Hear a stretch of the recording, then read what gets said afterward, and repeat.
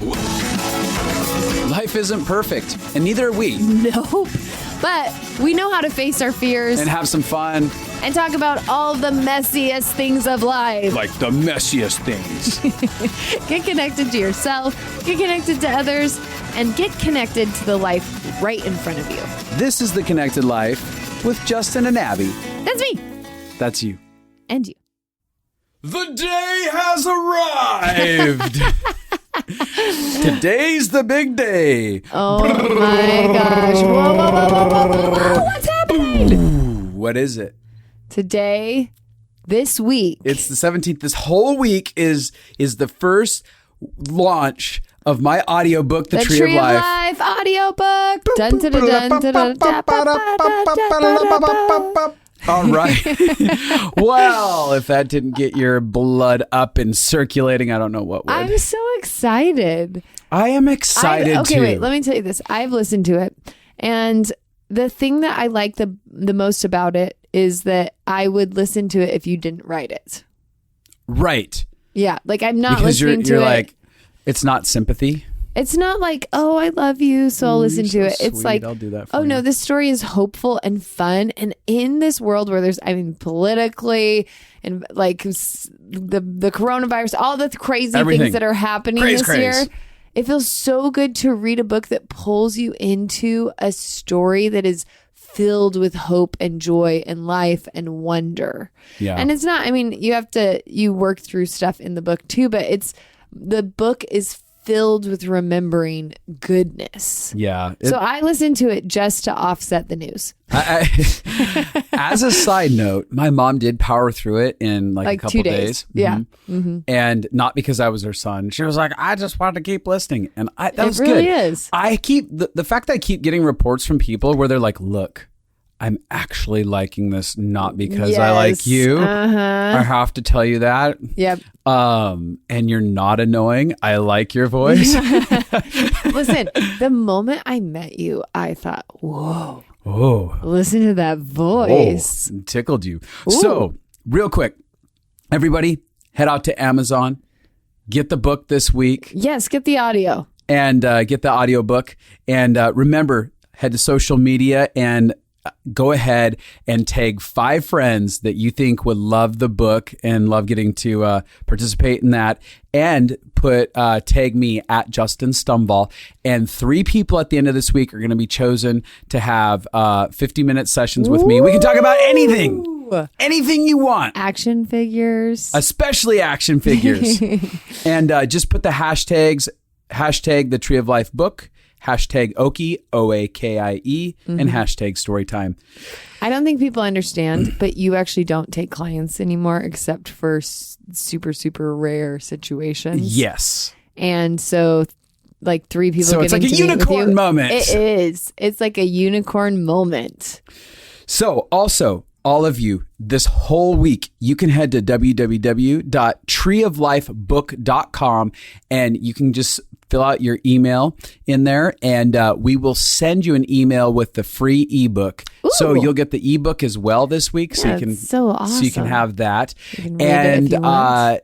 Just make sure you check your promotion and spam folder. Yeah, and this is what I always say to all of you guys who like reviewing. We love you. Yeah. So those of you who are already planning on reviewing this, we want to thank you ahead of time for all the reviews that you give in any way, shape, or form in any outlet you give it. So, yep. All right. Today. Oh my gosh. So we're celebrating today. Celebrate good times. Come on. Whoop, whoop, whoop, whoop, whoop, whoop. Woo. This is I just first of all want to say congratulations. You worked hard on this book and hard on this audiobook.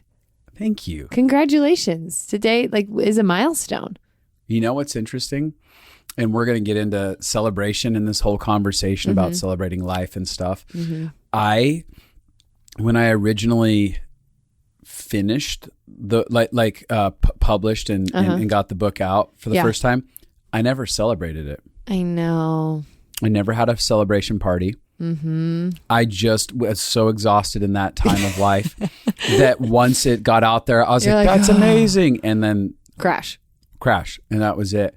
And so this feels like a very redemptive season in the way that we're going about doing this audiobook, because it's a stamp on my life on a whole bunch of other in a whole bunch of other ways. Yeah, and this is what I like, is every season of our life is an invitation for us to grow and come more alive and become more who we were made to be. And get to see things redeemed. The only way you get to go full circle is if you keep walking long enough to see it full circle. I'm back where I started. No, I meant like the good full circles where you see the redemption. No! How did I get back here? It's full circle. Yeah. Okay, so we did something that I think is a little crazy. So recently we did an EMDR intensive. So do you want to explain to them what EMDR is? EMDR is a form of therapy, and basically it engages the part of your brain that goes into rapid eye movement, like REM. So when you go into REM sleep, your brain is healing your body and helping your body repair. And so EMDR is a form of therapy where they take you back through past events where there's trauma, while they're stimulating the part of your brain to go into REM with the goal of healing and releasing the trauma. So we went to... That's better than I would have explained it. It would have been like, you get buzzers in your hands and they make you cry and then make you happy. And then you're better. We did a 3-day, about 6 hours a day intensive. It was 6 hours a day. And then we also did other things for like our brain and healing. So it was 8 hours a day for 3 days. Yeah. And I thought, okay, day one, I thought, whoa, this is the best. Everybody should do this. You just get to dig a bunch of crap out. Yeah. This is so productive. Like you don't have to spend a long time working on stuff. Just do it. And that was by the end of day one or the beginning of day one? The end of day one. Yeah. I thought, woo. Second day, I was like, why the hell does anybody do this? How is this a business model? How does this work for anyone? Why would we want to spend hours a day processing? And then the interesting thing is you get done at night. And he said, like, when you open up files in your brain, they stay open for like 5 more hours. So every night when I got home, around like 7 or 8, I'd find myself like I had to go process with my best friend. And I was like, I don't know how I have time to process because I just processed all freaking day, but the file is still open and the emotions are still coming. That's funny. So by the end of day 2, I thought no one should do this. That's no funny. one can make it through looking at all of their trauma. I must have a good file cabinet because by the end of the day, I was like, I want to go check out and stare at the wall. But it was really good for us, and a lot came up inside of that journey. A lot. Yeah, because here's the thing. When you go to counseling for an hour, you just kind of talk about the most prevalent issue. When you go for 6 hours a day, you like get under to the deeper. Yeah, it was like things. 18 counseling sessions back to back. Why do you hate me, Barry? You jerk.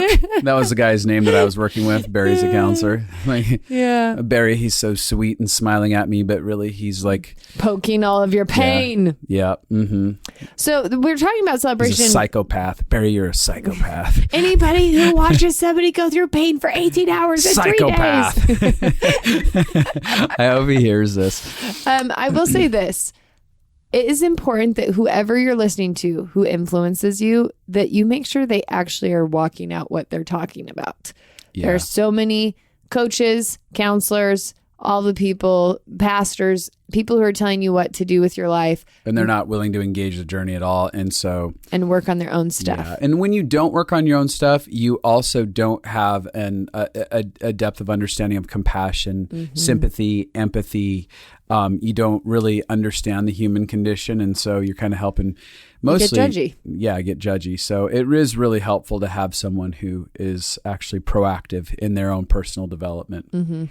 So Justin had a lot of ahas that I thought we should talk about because it's pertinent to your life right now. And so many people struggle with this. So many people. Yeah. So I thought it'd be good to kind of talk about some of the stuff that got unearthed in your 18 hours. Yeah, there was so much. I had forgot most of it by the end of it. I was like, what did I even talk about? Yeah, we're going to talk a little bit about celebration. Yeah. Celebration and how that actually was connected to a whole lot of stuff in my childhood. Okay, well, why don't we start with what you used to be like before this counseling session? Well, okay. Saying the word Let's used start to. at the beginning of our marriage. That's better. Okay. That's better. Because there's been a very Progression. a large progression and development inside of it. But when it came to the idea of celebration, it felt like 1,000 razor blades to my face over and over again. I was going to name other body parts, but I didn't know if it was appropriate. But it was really, really horrible to feel celebration. So you'd come to me and be like, it's your birthday. What do you want to do for your birthday? And what's funny is my first birthday, you botched anyways. I did. I just ruined it. You already set the stage for the reinforced standard that birthdays suck. Don't get too excited about birthdays. Oh, yeah. They're pointless. You'll be really disappointed. And I couldn't really figure out what that was about, but I felt really tormented. If you asked me questions like, what do you want to do? I was like, I don't know. Just leave me alone for the day. Literally, I would start sometimes a month or 2 or 3 in advance, being like, what would sound fun? What are things you love? Just trying, and everything would be like, oh my gosh, leave me alone. Yeah, and then you'd start rattling off, we could do this, we could do that, we could do this, we could do that. And I'm like, no, I don't know what you want me to choose. It's too high stakes. I know. It's really painful. And to be fair, I mean, besides your botch job the first year, you have been really proactive about birthdays, and it's been probably really difficult.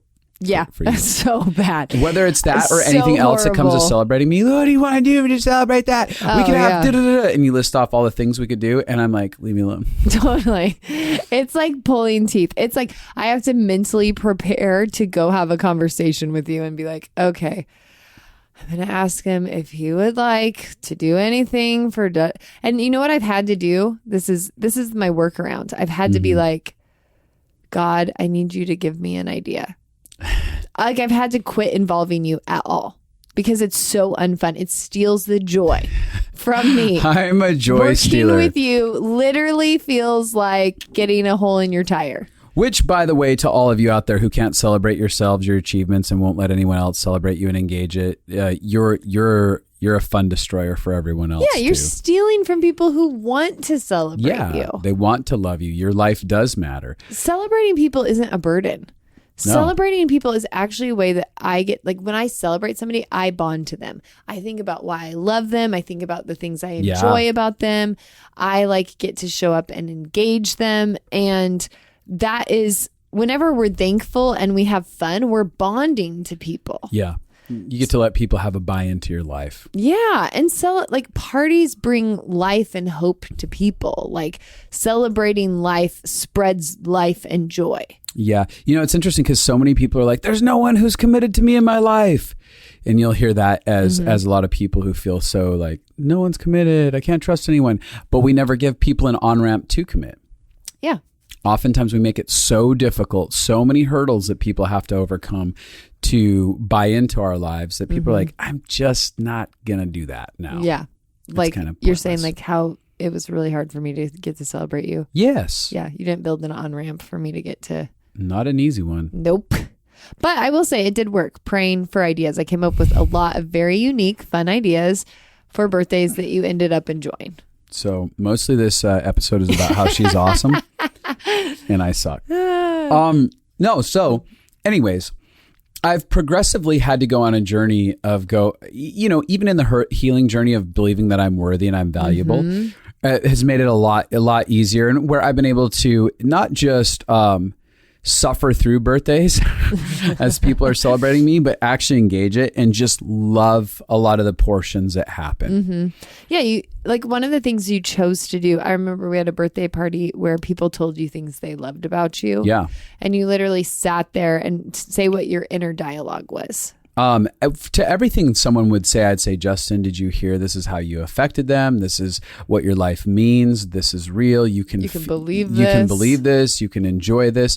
And I felt it was so life-giving. And a lot of people find themselves on the other end of being affirmed, and they don't know how to do that middle ground of absorbing. Oh, yeah. I know, and I can actually feel it. When I like love people, I can feel if it goes in or it bounces off. And I always feel sad. I've confronted so many people in my life where I'll be like, I come and I tell you the things I value about you. It feels like I'm giving you a gift that means a lot from my heart. And then it feels like you throw it on the ground and stomp on it. You spit on it. You spit on it because you don't want to receive love. A little bit of spittle. So inside of that, my ability to absorb celebration has been a progressive one. Yeah. One of the things that I found out in the EMDR, I'm going to go back in a minute. I'm going to go back to the origins of where this started. But I did find out that for me, he talked about what I had was a double blind in my life. And I believe that's a phrasing for it. And I did not know about that terminology. But he described it like this. It's like a dad looks at a son and goes, hey, kid, you never talk. And you just speak up and you just start talking. Yeah. Kid's like, okay. So the kid starts sharing and talking. And then all of a sudden the dad looks at him and goes, what is wrong with you? You talk way too much. You need to stop this. And it's this idea of damned if you do, damned if you don't type deal. And so there was this thing that happened inside of me where I was just like, damned if I do, damned if I don't, in all areas of life. Yes. No matter how much I love everyone, somehow there's going to be something that comes down the pipeline and I'm going to be destroyed, betrayed, hurt in some way. Yeah. And so what in one facet of my inability to celebrate myself is I actually created a distance between me and celebration. Yeah. So I'd go, well, if I don't absorb the celebration, then it won't hurt as much. And I won't have to absorb the depth of the weight of your dissatisfaction. So both of these two things I can set out here and just be like, no big deal. Right. No big deal. And it's interesting because one of the things he talked about is I have unconscious competence. Oh. Sounds like a really cool thing. It sounds fancy. And he's like, there's unconscious incompetence where people don't know that they're incompetent. Well, that's true. I've met people like that. He described something like that, but I didn't. That's not the right language for it. But he said you have unconscious competence, which is in your life. He said, as we did a review of my life, he's like, here's all these fantastic things worth celebrating, achievements inside of your life. And if you're asked, really, how do you do it? You would just say, oh, I just do it. Yeah. I just figure everyone just does it. Yeah. And he's like, you don't have a capacity to actually acknowledge the hard work you've done inside of your life to create the world that you create. And for a lot of other people, they're probably asking, how does he do this? And he said, but in your world, you're just like, oh, it's just who I am. It's just what I do. Totally. And it's not really that big of a deal. And he's like, it's not because you're falsely humble. Yeah. You literally don't want the sting of saying, yeah, I've worked this hard and now I'm going to allow this celebration of me to settle in. And now you get to be close to me. And then 2 seconds later, you get to cut me. Right. And it's interesting for me too, because even a lot of times when people would write me cards or messages, I'd get halfway through a message of them celebrating me and I'd be like, yeah, whatever. You got what you want. I'm glad you're happy. Move on with life. Because 2 seconds from now, you might turn around and send me a letter about how I failed you on something anyways, and it's just not going to be enough. Right. So, and basically what you're talking about is we learn how to protect ourselves as kids. Yep. And we learn what ways to not be disappointed. Yep. And so one of the ways you learn to not be disappointed is if you don't allow yourself to be celebrated, it will hurt less when that becomes disappointed, when people like turn on you, which is a lot from your childhood. Like, oh, if I'm praised here, but then I'm punished for doing nothing here, the inconsistency of it, the only way to survive and not feel trapped. Yeah. He actually said that given my history of suicidal ideation, that if I had not done that coping mechanism, he was like, I can guarantee you probably would have killed yourself as a kid. Right. Because it would have snapped you, because you really would have actually come to the conclusion there is no win. Yeah, there is no hope. You would have fully hit it. So your ability to actually go, it's fine, I'm not really that good at it, was actually your coping mechanism to keep you alive. And that's something that, I've had to progressively let go of at as I've kind of healed inside of my life. These things that serve us for survival, when it comes to coming into thriving, they no longer serve us well. It's so true. And so there's a place where I could go, I'm thankful I at least had something to survive, but survival isn't my life anymore. It's so true. I think most of the things a lot of adulting feels like unlearning to me. Yeah. Having to unlearn the normal that I learned in childhood.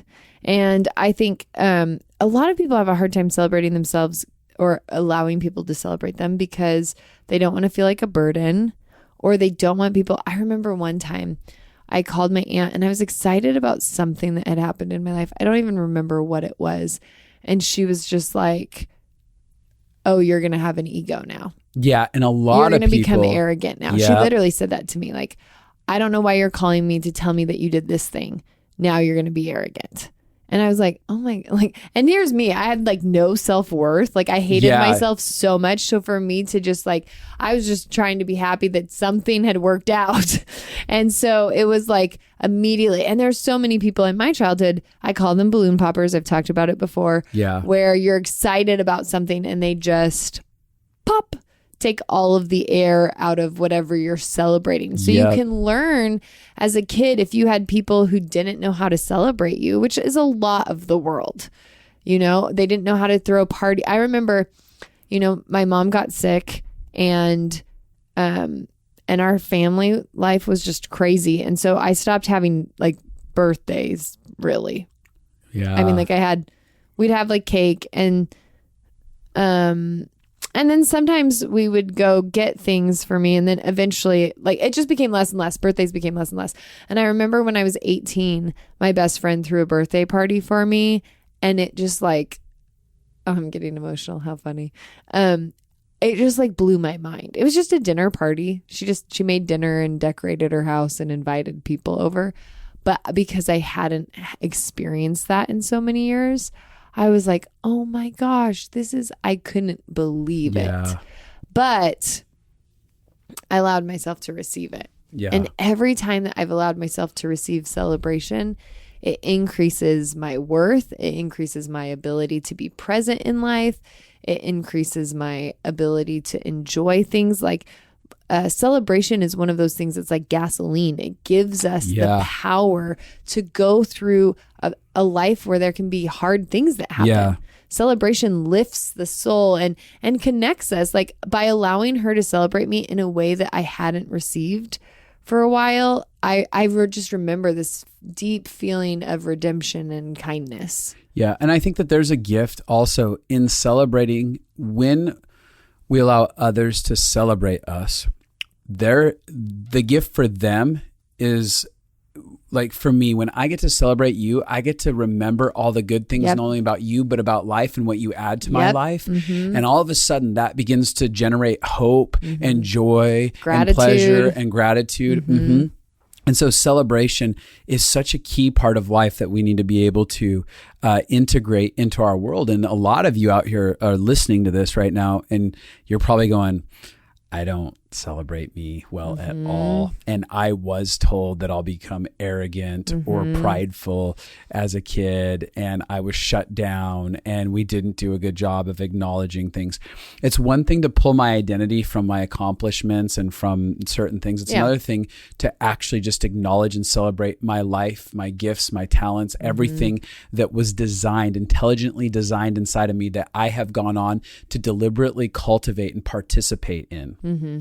And I know that one of the things that kind of initiated the domino effect of me getting down to this is in the EMDR, he was like, well, let's go back to, it was starting out pre-birth, birth, after birth, going through our age frames and visiting them internally, right? And so we got to the age of 3 and my birthday at 3. And he was like, well, what's that little boy feel? How's he feeling about the world and stuff? And he's like, and I said, well, he's at the hospital and he's watching his brother in like an incubator type deal. And a couple days later he dies.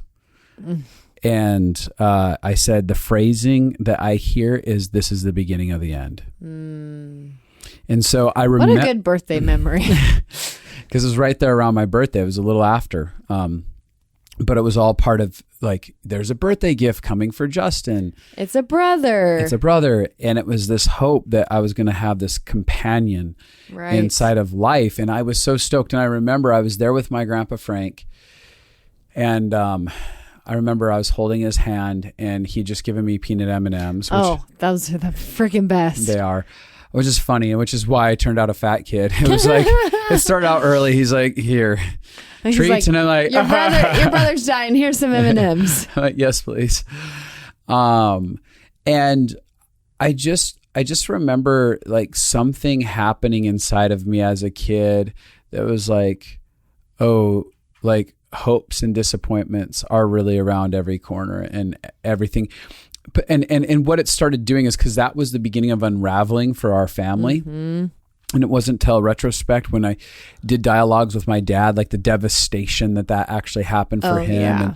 And the community. And your mom. Yeah. And what I realized, because I think in their dialogues, it was kind of like, oh, Dad, Bob was really connected as much as he could when they first got married and stuff like that. We had a lot going on that was well. And all of a sudden, this is now like the second or third child that my mom's lost. Ugh. Right? Devastating. And I remember my dad saying, like, after Joshua died, everyone said, "How is your wife doing?" Oh, and no one checked on him. No one once checked on him. Not once that he could remember.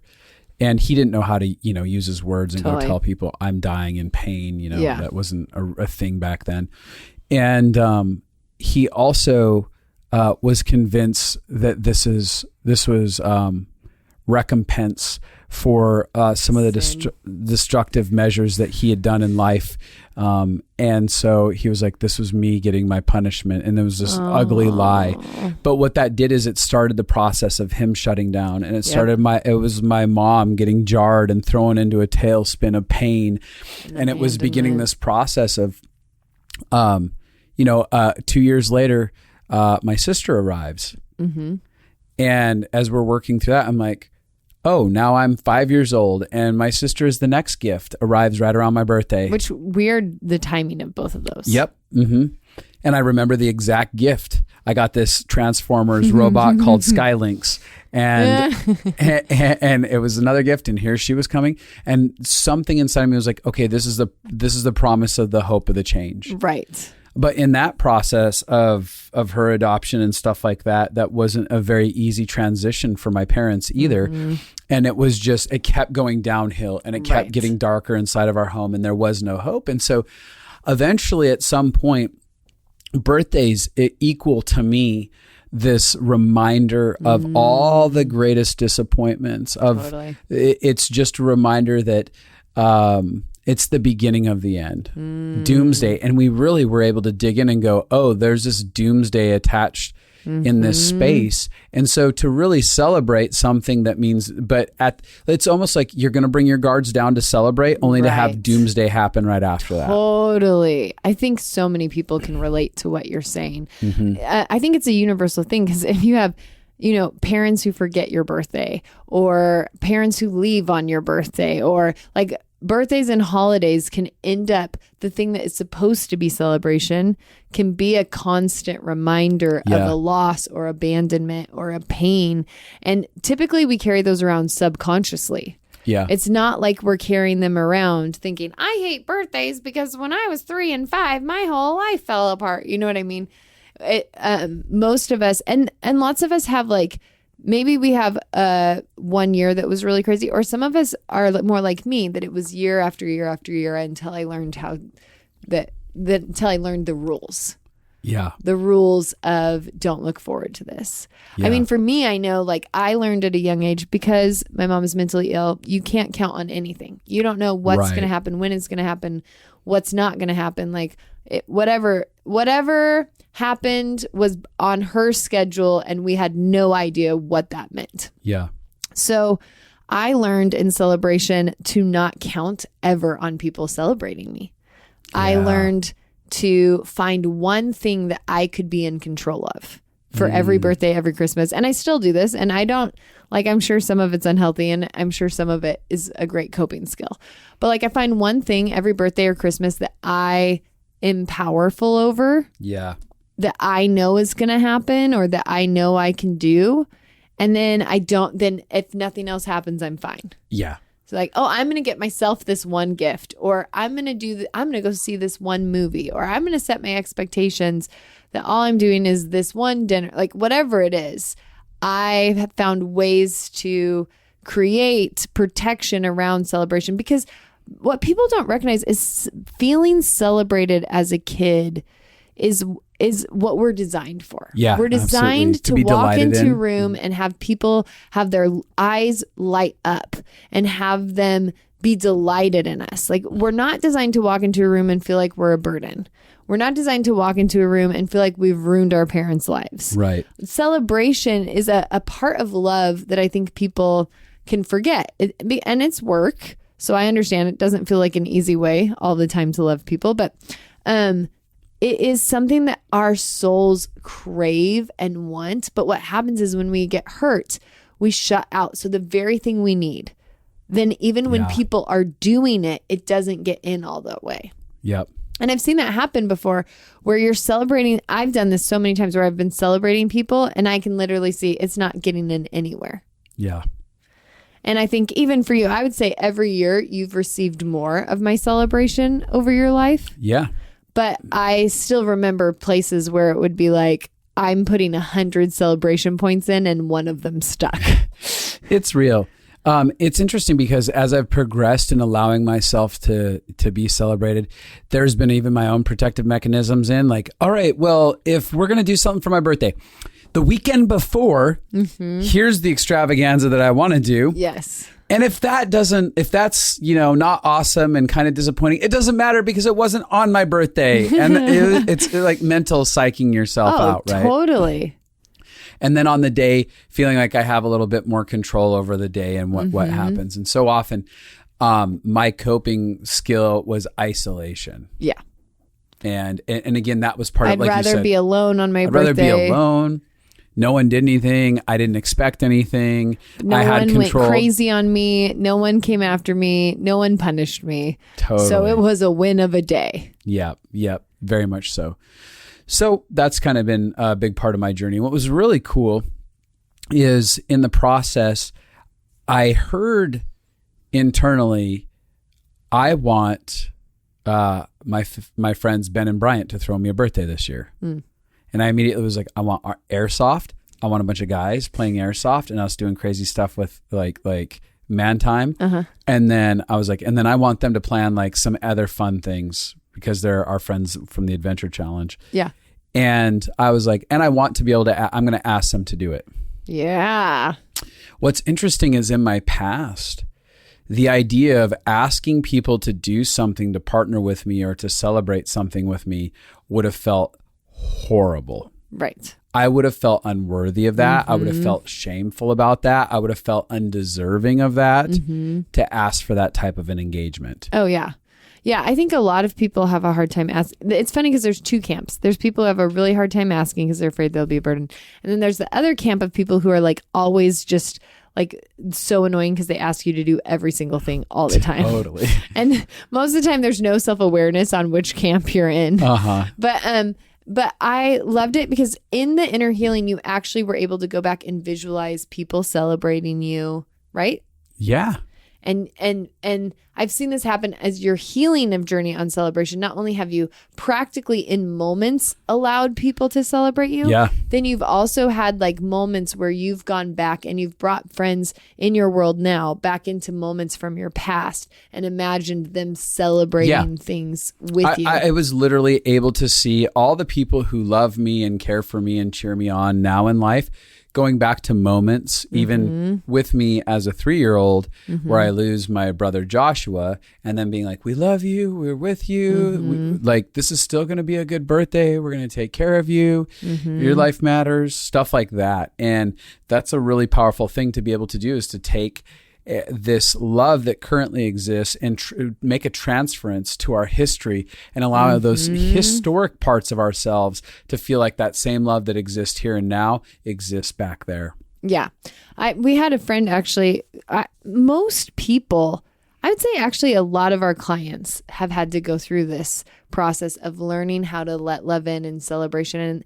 And lots of times it's taking groups of people who love you now and bringing them into, we had a friend of ours who like saw himself on a football field and then saw all of a sudden like being surrounded by his friends, like now loving him and believing in him and caring for him.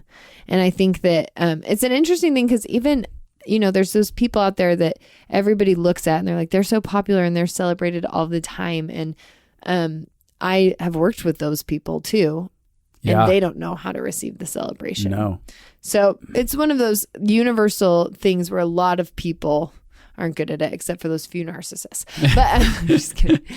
But what I loved is, so you went through it, you recognized it was there, and every year you've been recognizing it more and engaging life more and engaging the celebration. Like you've let me plan more and more things for you. And I've loved each one of them. Like I've gotten more and more like, this is so awesome and incredible. You've let your guards down more. Yeah. You've begun to like receive it more. Which, by the way, one of my favorite birthdays, like there's actually a half dozen of birthdays that are super incredible that you've put on for me.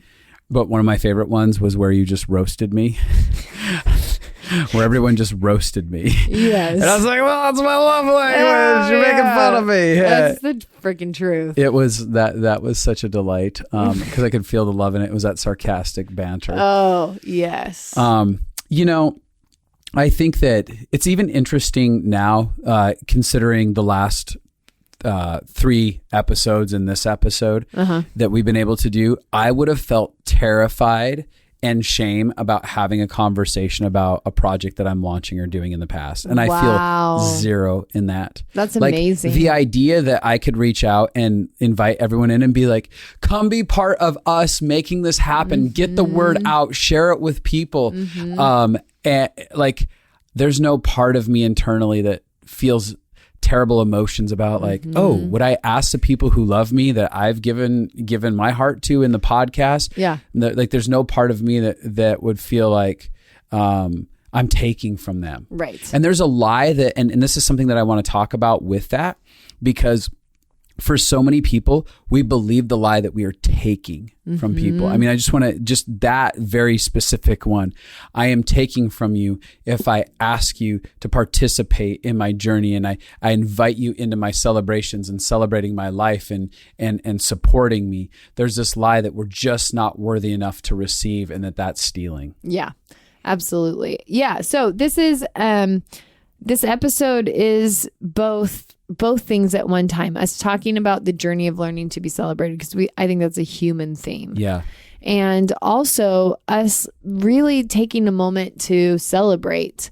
Like, you wrote a book that is awesome, but just finishing a book is such a huge accomplishment. That's something that Barry said. He goes, bro, you wrote a friggin' book. Do you know how many people it is their dream that they could maybe one day write a book and they never do it? They never get around to it. They're too scared to do anything with it. And not only did you write it, but you published it, you printed it, you did all this on your own. And I'm sitting there going, yeah. Oh. Yeah. Yeah. Yeah. I did do this. I did. He was like, this is a big deal. Yes. It's actually pretty awesome. One of your sessions, what you did is you went through your life and looked at all of the things that you have accomplished. Yes. And that was what I'll add this too. In order to celebrate, it's such a wild risk. It's we have to be willing Celebrating can be very vulnerable. Incredibly vulnerable. You have to be very brave in the journey, because what you're saying is, these parts of me that I believe are worthy and worthwhile and good, I'm putting it out on the table, giving people permission really almost to decide to go, that's stupid. Why would I celebrate that? There's nothing worth celebrating inside of that. And they're having the ability to walk away and almost reject all the things that we treasure most about ourselves. Right. Because when it comes to celebrating oneself, it means that there's something that is treasured in there. And it's that exposure of that treasure that feels feels so scary. Well, and the interesting thing, what you're just saying that caught my attention is you had to learn how to celebrate yourself. It's not like you had to learn to force people to celebrate you. No, people you had to learn wanted to celebrate yourself. Yeah. And receive celebration from others. And the two of those things go hand in hand. If you don't have anybody who wants to celebrate your life, if you start celebrating your life, you'll pull people into it. Absolutely. And so you had a whole session going through your life on all the things that you had minimized, because you'd talked about that earlier. Yeah. What was the word that he used for it? He talked about the double blind. No, unconscious competency. So unconscious competency really is like you're so used to pushing through whatever you've pushed through that you never notice when you get to a finish line. Well, and the finish line you got to is significant. Yeah. So like you didn't notice graduating college was significant. No, in fact, I veered away. Both high school, I tried to get out of walking in high school. I was like, this is stupid. Why do we need to put on these gowns? It's pointless. Everyone graduates. It's not that hard to graduate, which everyone doesn't graduate. But I was just like, I didn't really even do anything. I literally thought I didn't do anything. Even though I graduated, I was one of the top people that graduating in my class, like second or third in class. And you're smart and you work hard. I literally know your personality. Even on your worst day, you're a hard worker. And I always used to say about high school, oh, I didn't really do anything. I just kind of showed up. And I'm like, no, is that true? Because I got like almost straight A's with the occasional B+. Yeah, but you're a hard worker. So I know you showed up somehow. Yeah, absolutely. And then that even crossed over into college, where when I graduated college, I didn't want my parents to come out. We even had a thing where we had to like show all of our theses, and I didn't want that. I just showed up halfway and I was like, there's a thesis, let me just get out of here, whatever. Didn't want to participate inside of it. Yeah, and what happens is if you don't celebrate, there's no end of seasons. No, not only is there no end of seasons, but there actually is no payoff. Right. Because what we end up doing is when we cannot celebrate these things that are monumental to our hearts, may not be monumental to someone else. Someone else might be like, so what, you graduated college. But for me, that might be monumental. Yeah. But when we do not celebrate those things, something inside of our heart becomes hopeless, and we get this hope deferred feeling that starts going, then what's the point? Yeah. What is the point? What's the point in showing up? It'll never be enough. So why should I try? Why should I try in relationship? Why should I try in work, in productivity? And the thing is, it's not just about are people celebrating me? It's am I celebrating me? Because my soul becomes defeated inside of that process. Totally. It's like when I'm standing in front of the guy in the mirror is looking back at me and he's saying, no matter what I do, Justin, you will never actually embrace and say it's enough and get excited about what I did inside of this. Go ahead. I was going to add, for so many people, part of the monster inside of that debilitates them from being able to get to this point is their relationship with comparison. Yeah. Now, that's not necessarily been my thing as the overarching thing of comparing like, well, I could have done better. I could have been like that. It's just not my thing. But a lot of people, it is. Yeah. They compare, well, this person graduated with this GPA, so I didn't do good enough, or this person was able to do this many jobs, or they already have this job. And so we let comparison rob celebration from us a lot. The other thing we do is we move on too fast. Yep. So I remember when both from our grief and our celebrations. Yes. We'll keep it at celebration, I guess. Totally. Road turn, plot twist. Now it's grief. You thought you were listening to celebration. We're going to take you into your pain now. But I remember when we finished LFA, the first year that we did Living Fully Alive. And at the end of it, you're like, let's celebrate. And I was just like, oh, but we have to do this next thing. Like my to-do list just went to the next thing because I could see that we had more to do. My gut. And and this is what I'm saying. Not celebrating actually affects the people around us. Yeah. And in companies that celebrate well, create a place where employees feel excited to work for them. Yes, because there's a payoff over and over again, whether that's acknowledgement, whether that's cash gifts and prizes, but there's something, it becomes meaningful. Because even in all of it, there's something wired into us that we want to have purpose. Yes. And that attaches to purpose. Is there any purpose to what I'm doing? Is this affecting people? Is it changing the world? Or is it helping anyone? Or there's a lot of those questions that are hidden under the surface. And so we'll spend our lives on hamster wheels going over and over and over again if we never stop to celebrate. So I made sure that after our second year of LFA that we celebrated much more than we did our first year, because I was like, oh yeah, we've got to engage that this was a beautiful gift.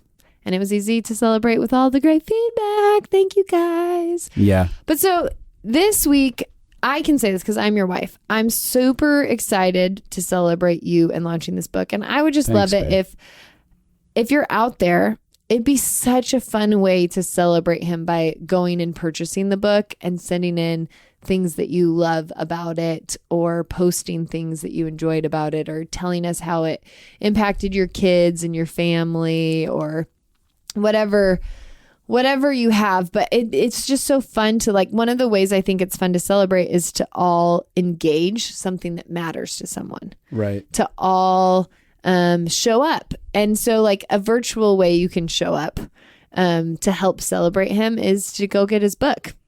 I think it'd be super fun to get to see and hear all about people's experience with the audiobook all around the world. And it's nice because it's it's cheap. You can do it for the, cup of coffee. A couple of coffees. I will say this to add one final piece of celebration for myself, and a delight about it. When I did this audiobook, I've already talked a little bit about it, but as a kid, I originally went to film school under the idea that I wanted to participate in acting, and I was really scared to act because of my own self-hatred and pain inside of my life. So I definitely hid behind the camera, but I was developing my craft in acting in front of the camera as well inside of school. But there was this whole dream of that like, it got set down. I walked away from it. I went into helping people get transformation in their lives. I moved on from it. And so there was this beautiful gift in creating the audiobook, because as a narrator, I got to dig into all of that craft, and I got to watch a part of myself come alive to that. And I talked a little bit about that before, but that for me is part of one of the most beautiful gifts of doing the audiobook for me personally. And I'm proud of myself for all the work that I did into the acting perspective of creating my characterizations and participating in that. And so for me, I guess, like, as I'm walking away from this final episode of us dialoguing about the development and the launch and celebration of my book, I'm like, I am so happy for the full circle that happened for that. I still got to act. I got to do it on my terms. I got to create it in my own space. I got to write basically the giant film script for myself to do it. And I acted and directed in my own audio movie. I love that. That's amazing. And I just feel like, I feel really blessed.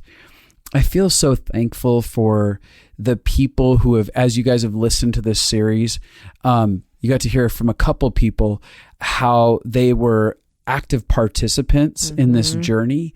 And I'm so thankful for everyone who sewed into my life, that not only to the book, but also the love, where people loved me in radical ways and were part of the healing process that wrapped into the allegory of the book. I mean, the book is about that healing process. It is about the love and all of that I got from all the people who sacrificed something inside of their life, whether it was their time, their attention, their energy, their care, their thoughts, their strengths. And I just, as I'm wrapping this up and I'm looking over all of it, I find myself feeling so happy, so thankful, so excited. And I love that I don't have to be in control of all of this. I get to lend the strength that I have to walk side by side with this project and be like, I don't know, I'm going to do podcasts about it, and I'm going to share here, and I'm going to do this.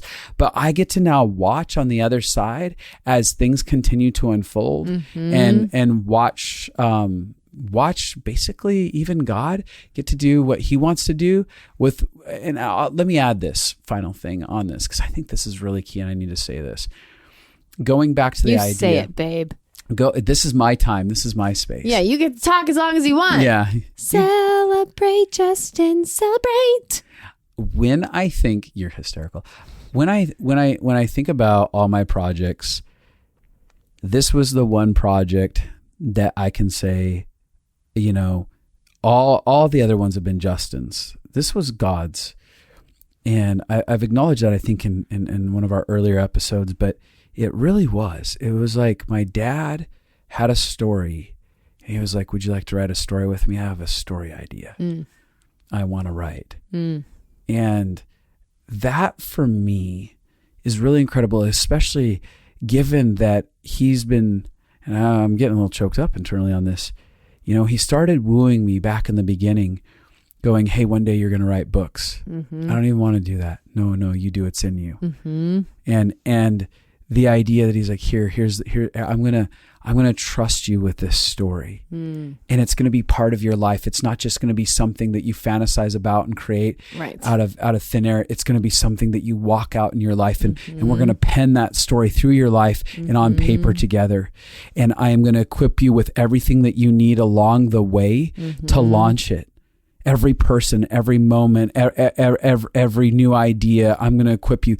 And this book for me, and celebrating the launching this book, of especially this audiobook, is me looking into the reality of the friendship with a good and faithful, loving Father who has been so amply involved in all parts of my story, healing me from my childhood, redeeming the years that felt like they were lost, redeeming the dreams that I thought were buried and never going to actually see the light of day.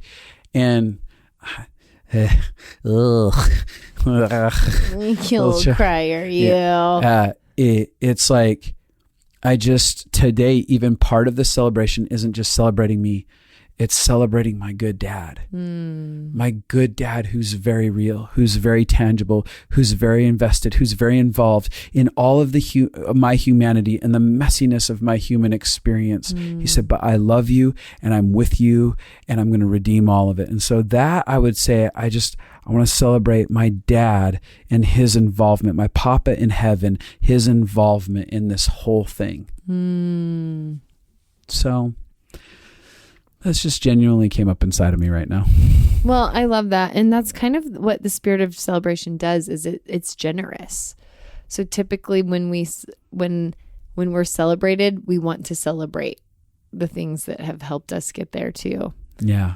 I had homework for people besides buying your audiobook and posting like you talked about in the beginning, but I also thought it'd probably be good to have people go to one of their close friends and share some of their accomplishments and the things they're proud of and of where they got to, and of the things that vulnerably helped, share in their own life. Like celebrate, like, hey, actually, I never recognized, but celebrating high school was a big deal for me.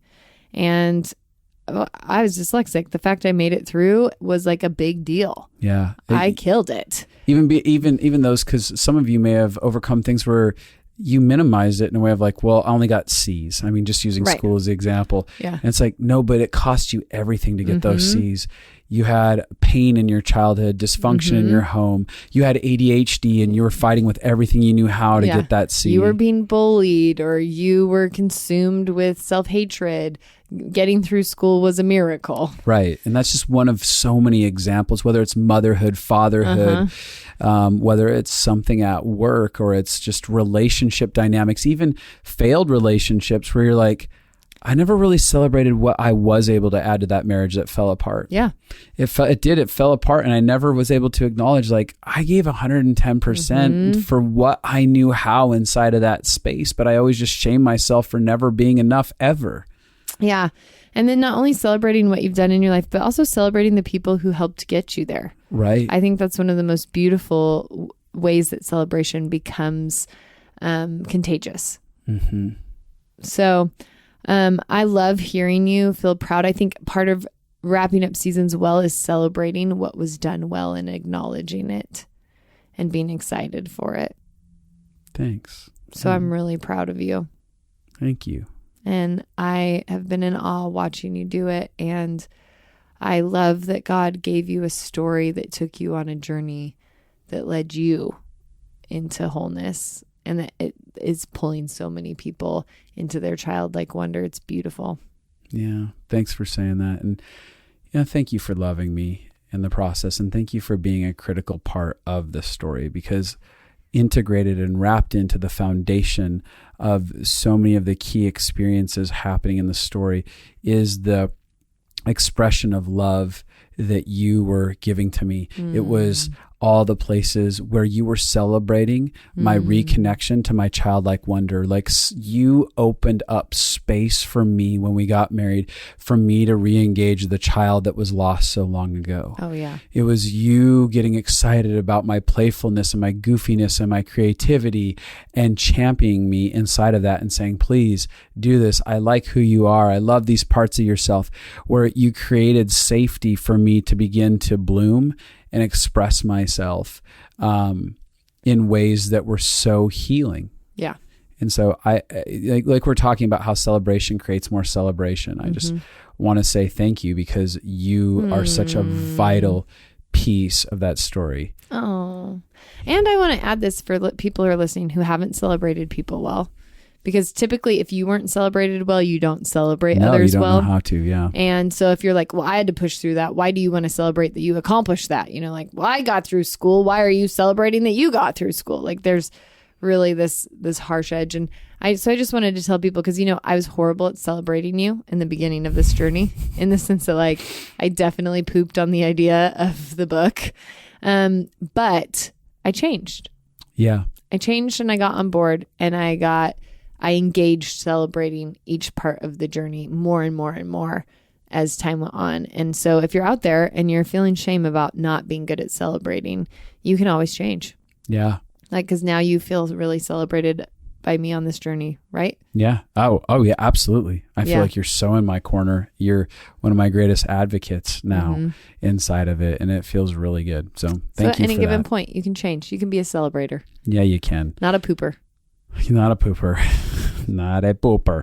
All right, guys. Well, hey, you got until the end of this week to go out there and get your free copy of the ebook and get out there and do all you need to do to get in our corner with us. And and we're trying to get everyone to do it this week, because if a lot of people buy it in a short amount of time, it gets pushed higher. Yeah. It gets a lot more acknowledgement and traction on Amazon, and then people outside of our network end up seeing it and going, wow, there's a lot of people. Oh, look at this. But also, if you're listening to this past this week, go and buy it ASAP also. Yeah. Please.